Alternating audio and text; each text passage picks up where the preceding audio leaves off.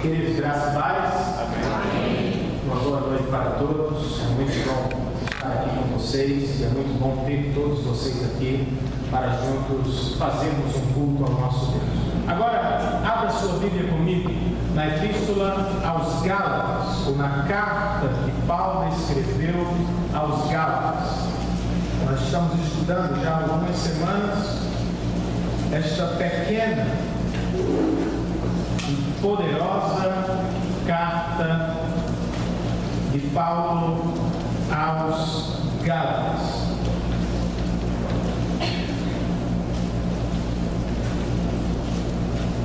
E hoje nós vamos estudar o segundo parágrafo do capítulo de número 2. Você já quebrou algum osso, alguma parte do seu corpo? Um pé, um braço, uma perna? No carnaval do ano passado, como muitos aqui sabem, o jovem pregador Edilson Júnior quase quebrou o meu dedo.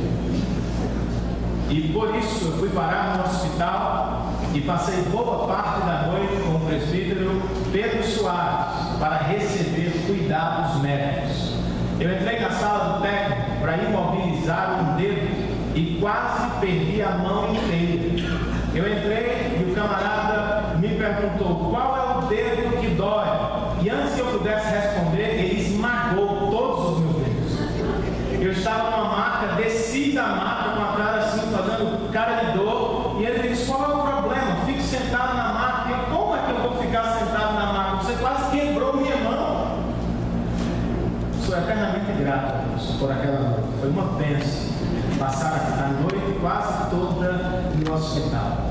Mas, na época, alguns irmãos pensaram em dar um troco.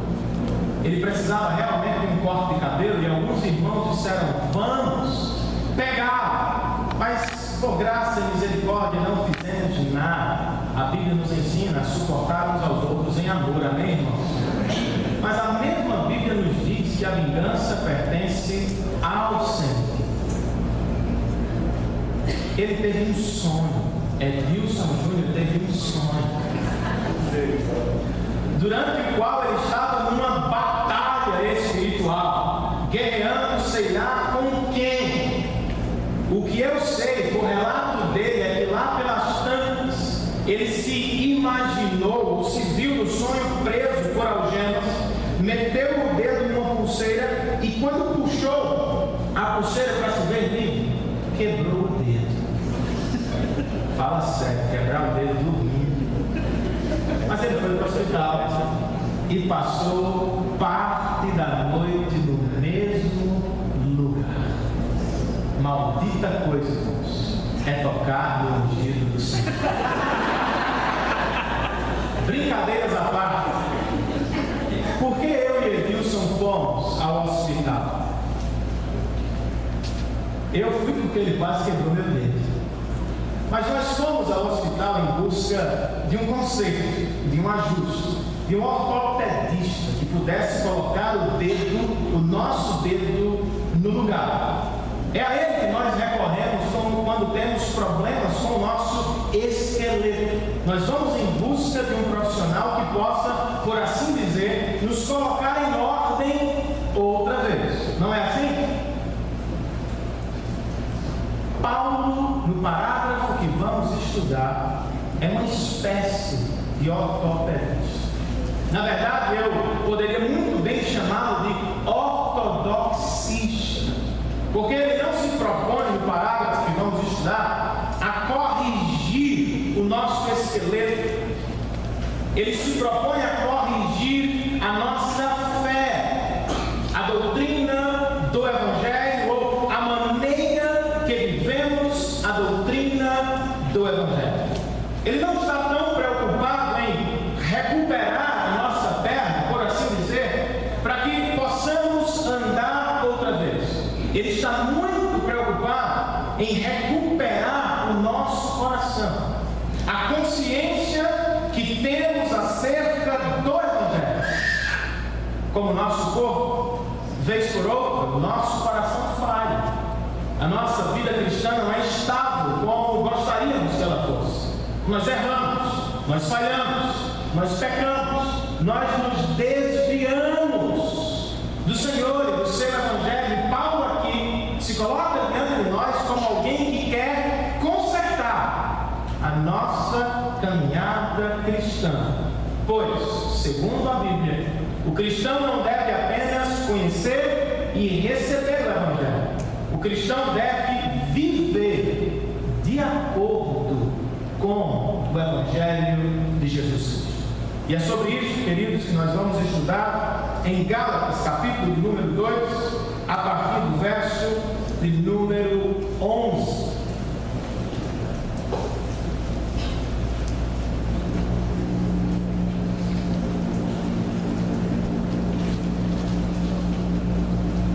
Gálatas, capítulo de número 2. A partir do verso número 11, o texto sagrado nos diz assim: Quando, porém, Pedro veio a Antioquia, enfrentei-o face a face, por sua atitude condenável. Pois, antes de chegarem alguns da parte de Tiago, ele comia com os gentios, os estrangeiros. Quando, porém, eles chegaram, afastou-se e separou-se dos gentios, temendo os que eram da circuncisão, ou os judeus. Os demais judeus também se uniram a ele nessa hipocrisia, de modo que até Barnabé se deixou levar. Quando vi que não estavam andando de acordo com a verdade do Evangelho, declarei a Pedro diante de todos: Você é judeu, mas vive como gentio e não como judeu. Portanto, como pode obrigar gentios a viverem como judeus? Nós, judeus de nascimento e não gentios pecadores, sabemos que ninguém é justificado pela prática da lei, mas mediante a fé em Jesus Cristo. Assim, nós também cremos em Cristo Jesus para sermos justificados pela fé em Cristo e não pela prática da lei, porque pela prática da lei ninguém será justificado. Se, porém, procuramos ser justificados em Cristo, descobrimos que nós mesmos somos pecadores, será Cristo então ministro do pecado? De modo algum. Se reconstruo o que destruí, provo que sou transgressor, pois, por meio da lei, eu morri para a lei, a fim de viver para Deus. Fui crucificado com Cristo. Assim, já não sou eu quem vive, mas Cristo vive em mim. A vida que agora vivo no corpo, vivo-a pela fé no Filho de Deus, que me amou e se entregou por mim. Não anulo a graça de Deus, pois se a justiça vem pela lei, Cristo morreu inutilmente. Senhor, nós estamos diante da Tua palavra. Ela é a voz que consola o nosso coração, que corrige o nosso coração, que exorta a nossa alma. Como Pedro e alguns irmãos da região da Galácia, nós muitas vezes nos desviamos do Teu Evangelho. Cremos no Teu Evangelho, entendemos o Teu Evangelho, mas não vivemos de acordo com o Teu Evangelho. Não vivemos à altura do Teu Evangelho. Então hoje, por graça e misericórdia, nós te pedimos: corrige-nos, corrige o nosso andar espiritual, corrige, Senhor, ó Pai, a nossa vida cristã e nos leve outra vez à verdade do Teu Evangelho. É assim que nós te oramos, em nome e por amor de Jesus Cristo. Amém e amém.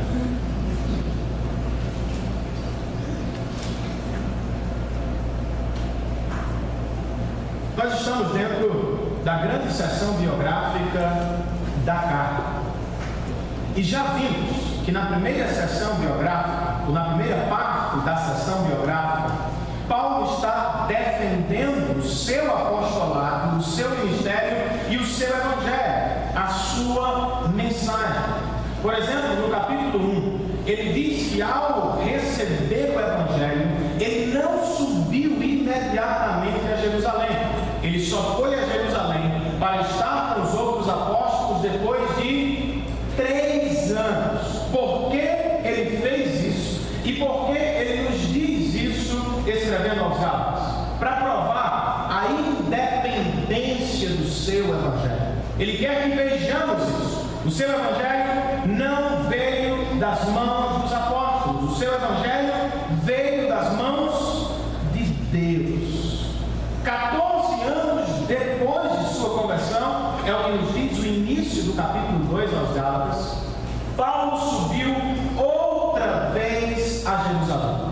Por que ele subiu outra vez? Segundo o próprio Paulo, ele foi a Jerusalém por causa de uma revelação, uma fome que se abateu sobre o Império Romano, levou Paulo a Jerusalém com ofertas para a igreja da Judéia. Ao mesmo tempo, Paulo foi a Jerusalém para defender o Evangelho, mensagem da última semana. Ele foi ao encontro dos apóstolos para defender o que ele chama aqui na carta aos Gálatas de a verdade do Evangelho. Que verdade é esta? A verdade que diz que judeu e gentil, judeu e estrangeiro são aceitos por Deus da mesma maneira, por graça do Senhor e por fé em Jesus Cristo. Como foi que terminou a reunião na segunda visita de Paulo a Jerusalém? Com a destra da comunhão. Ele nos disse que os outros apóstolos estenderam a destra da comunhão, reconhecendo o seu ministério aos gentios e a sua mensagem apostólica. O colegiado apostólico decidiu que Pedro pregaria aos judeus e Paulo aos gentios. Foi assim que terminou o último parágrafo que estudamos. E nós pensamos, está tudo bem, nunca mais eles vão viver problemas. Quando entramos no parágrafo que estamos estudando, sentimos alguma tensão, sentimos que há algo errado, parece-me que algo deu errado. Alguns versos, Paulo e Pedro estavam abraçados, Paulo e Pedro estavam em comunhão, mas quando entramos neste parágrafo, Paulo está de pé, repreendendo o apóstolo de Jerusalém. O que foi que aconteceu? Os dois são homens de Deus, os dois são apóstolos, os dois são líderes influentes da igreja primitiva. O que foi que aconteceu? Pedro mudou de mensagem? Não. Segundo Paulo, Pedro não estava andando de acordo com o Evangelho. Ele conhecia o Evangelho, ele fora profundamente tocado pelo Evangelho, mas por coisas que vamos ver em breve, ele não viveu, andou de acordo com o Evangelho. Nós somos iguais a ele. Cremos no Evangelho, ouvimos o Evangelho, recebemos o Evangelho, mas vez por outra nos desviamos do Evangelho e vivemos uma vida que não corresponde ao Evangelho. O que precisamos quando nos desviamos, quando saímos da avenida do Evangelho, nós precisamos ouvir o Evangelho outra vez. Pois ele vai nos dizer que não basta ouvir e receber, todo cristão precisa viver de acordo com o Evangelho. E você me pergunta, o que significa viver de acordo com o Evangelho? O texto de hoje, queridos, o parágrafo 2 segundo parágrafo da carta, do capítulo 2 aos Gálatas, vai nos responder. E eu coloquei no boletim informativo 3 respostas para esta pergunta: o que significa viver de acordo com o Evangelho?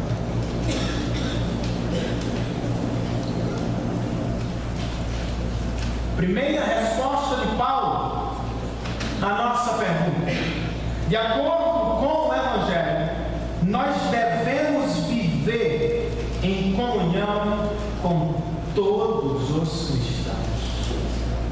De acordo com o Evangelho, a nossa prática deve ser comunhão com todos os santos da Igreja de Deus. Quando lemos o primeiro verso do segundo parágrafo do capítulo 2 de Gálatas, nós tomamos um susto. Pedro e Paulo estão de pé. Paulo está enfrentando Pedro. E ele faz publicamente. Ele não chama a uma sala reservada. Ele afronta, ele se levanta, ele desafia Pedro diante de todos. John Stott, comentando o presente texto, ele faz a seguinte observação: quando Paulo foi a Jerusalém, Pedro estendeu a destra da comunhão. Mas quando Pedro desceu a Antioquia, Paulo se lhe opôs face a face. Por quê? Por que a confusão? Por que a discussão? Porque Paulo se coloca de pé para enfrentar Pedro, o apóstolo de Jerusalém. Segundo o próprio Paulo, Paulo se coloca de pé para enfrentar Pedro por uma atitude condenável. Que atitude é esta? Diz o verso 12: antes de chegarem alguns da parte de Tiago, Pedro comia com os gentios. Quando, porém, eles chegaram, os judeus de Jerusalém, Pedro afastou-se e separou-se dos gentios. Ele vivia com os gentios em Antioquia, mas quando os judeus de Jerusalém chegaram, Pedro se afastou. Há pelo menos 3 problemas aqui, 2 superficiais e um profundo. Um deles é a prática da lei cerimonial. O livro de Levítico instituiu leis cerimoniais. E o que eram as leis cerimoniais? Era um método de Deus de ensinar os pecadores que eles não poderiam se aproximar da sua presença sem alguma purificação. Então havia leis cerimoniais, ou seja, leis para a adoração, leis para o culto, como por exemplo, não comer certa comida, não tocar um animal impuro, não tocar um morto e tantas outras coisas, regras. Quando os judeus chegam a Antioquia, Pedro está com os gentios, e os gentios comem as comidas que os judeus dizem serem puras. Eles não têm a mesma prática. Pedro se levanta da roda dos gentios, dos estrangeiros, e se afasta, concordando com os judeus de Jerusalém. Os gentios que comem essas coisas não podem entrar na presença de Deus. Este é um problema. O outro problema é que o próprio Paulo diz que ele fez isso porque ficou com medo. Ele temeu os da circuncisão. Temeu o quê? No parágrafo anterior ficou decidido: Pedro vai aos judeus, Paulo vai aos gentios. Os judeus vêm a Antioquia e Pedro diz: vou perder meu público-alvo, vou perder os meus ouvintes, vou perder a minha igreja, vou perder o meu espaço em Jerusalém, vou perder a missão.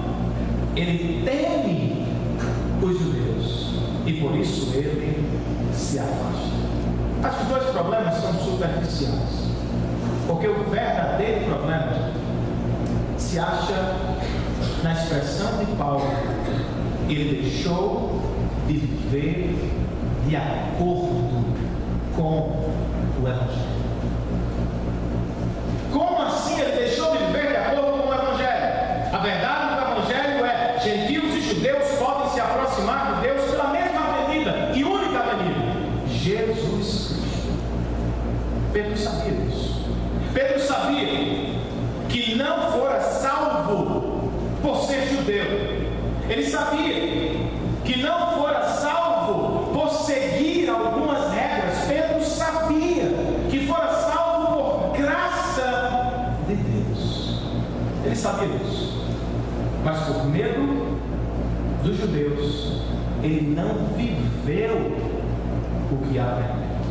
Por isso, Paulo lhe faz o seguinte questionamento: você é judeu, mas vive como gentio, não como judeu.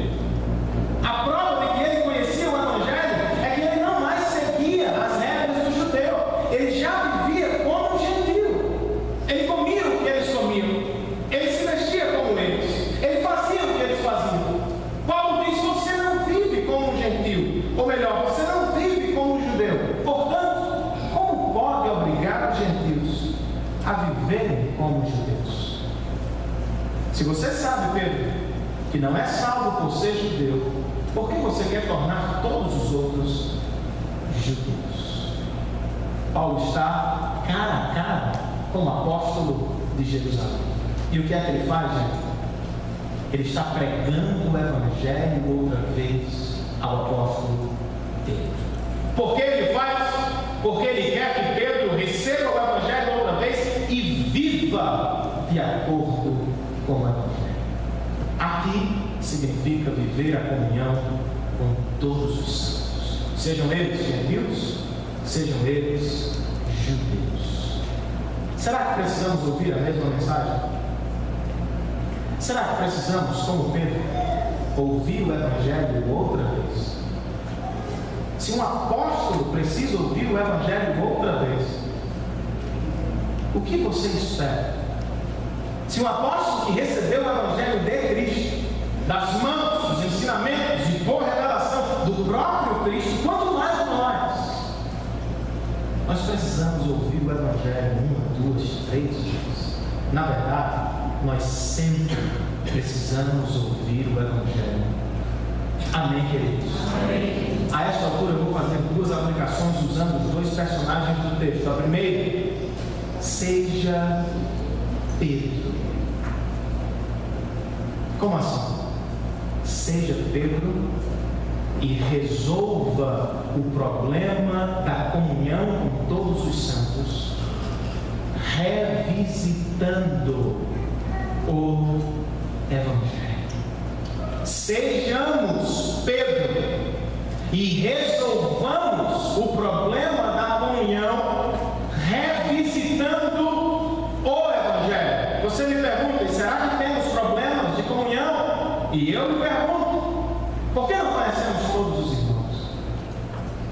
Por que não sentamos com todos ao longo da semana? Por que não conhecemos ou investimos tempo em conhecer os que não são conhecidos? Por que escolhemos alguns? Por que deixamos outros de lado? Por que é tão difícil viver a comunhão com todos os santos? Talvez seja óbvio.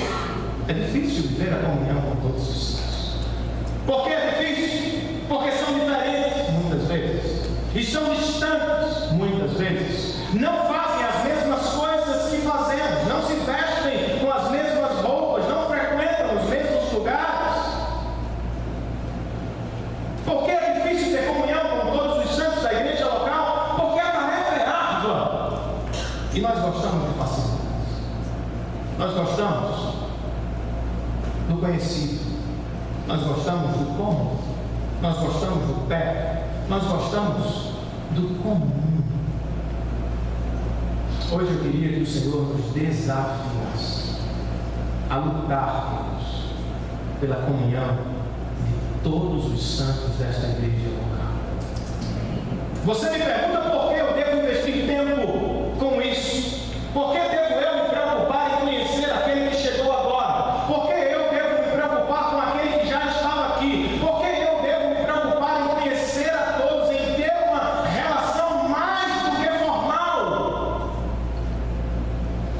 irmãos, porque Deus em Cristo nos chamou para a comunhão eterna com Ele. Porque Deus em Cristo nos buscou lá fora e nos trouxe para perto dele. Porque Deus em Cristo veio até nós, não ficou esperando a nossa aproximação. Veja o seguinte: éramos totalmente diferentes de Deus, eternamente diferentes de Deus. Não poderíamos, por natureza, entrar em sua presença, nos aproximar de sua santidade. Estávamos longe, distantes, fora do seu arraial. Mas o que foi que Deus fez?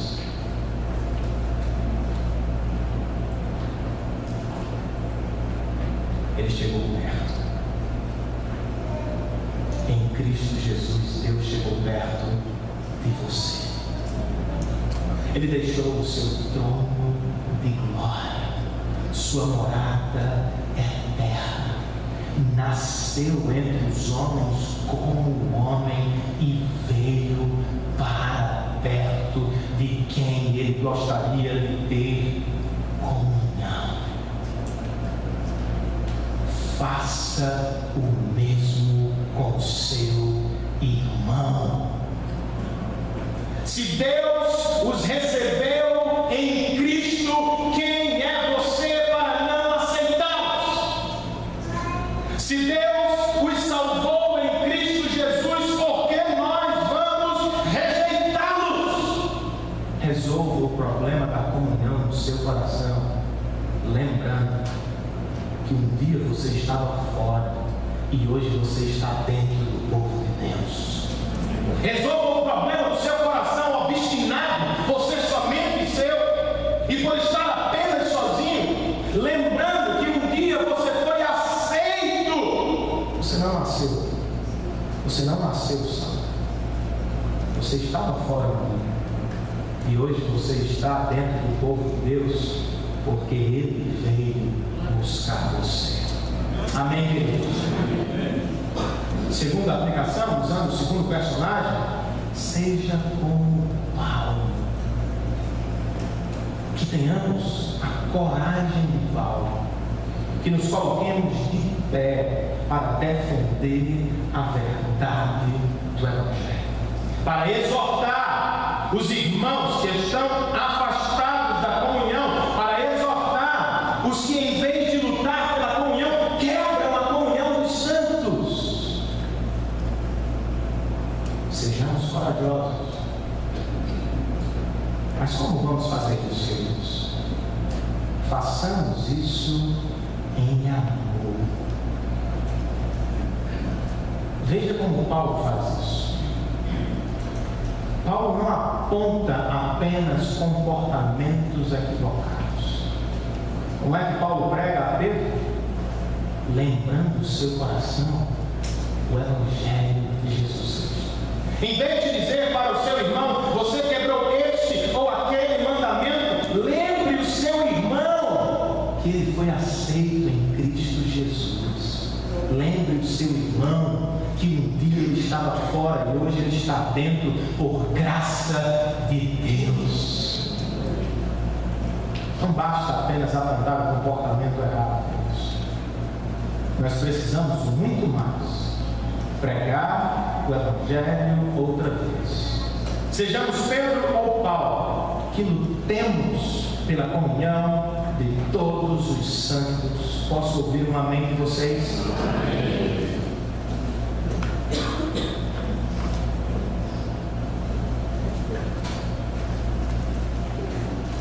O que significa viver de acordo com o Evangelho?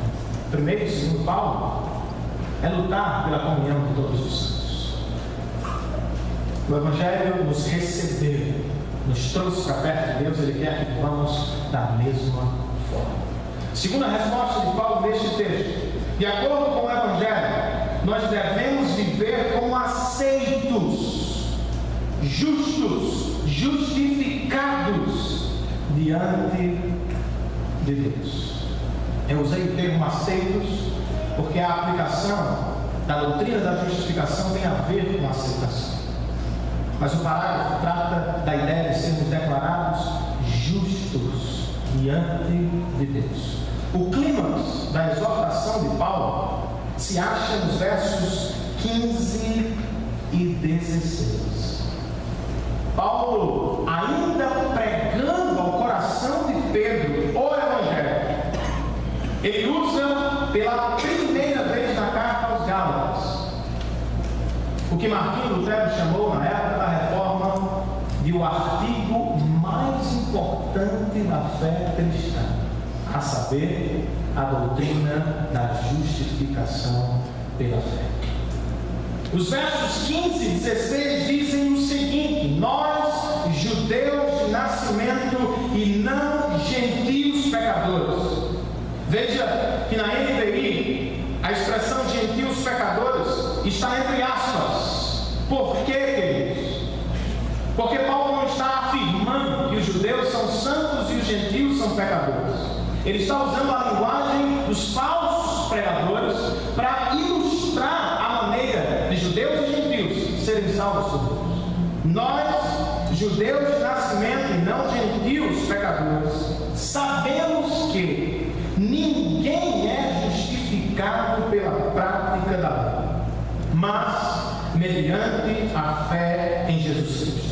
Assim, nós também cremos em Cristo Jesus para sermos justificados pela fé em Cristo e não pela prática da lei. Porque pela prática da lei, ninguém será justificado. Primeiro, como sugeriu Timothy Keller, comentando o texto, nós devemos entender a expressão ou a doutrina da justificação pela fé dentro do seu contexto imediato, ou seja, dentro desta confusão, desta discussão de Paulo e Pedro. Lembre-se do problema: judeus não se sentam com gentios para comer. Por quê? Porque gentios comem comidas impuras e se tornam impuros, não podem entrar na presença de Deus. Este é o problema. O problema se dá numa mesa, em comida ou com comida. Vendo assim, o termo justificação é sinônimo aqui de purificação. Ser justificado é ser purificado para estar na presença de Deus. Mas por que Paulo troca os termos então? Por que não permaneceu com purificados? Por que usou agora justificados? Porque o termo, sendo jurídico, apresenta uma faceta diferente do que Cristo fez por nós na cruz do Calvário. O oposto de puro é impuro. O oposto de limpo é sujo. Mas purificação não é tudo o que Jesus fez por nós na cruz do Calvário. O oposto de justificado é condenado. Quando Paulo usa o termo justificado, ele está se apropriando de um termo jurídico. No tribunal, condenar significa declarar alguém culpado. Justificar significa absolver, significa declarar alguém justo, inocente. Na Bíblia, justificar aponta para o ato imerecido de Deus.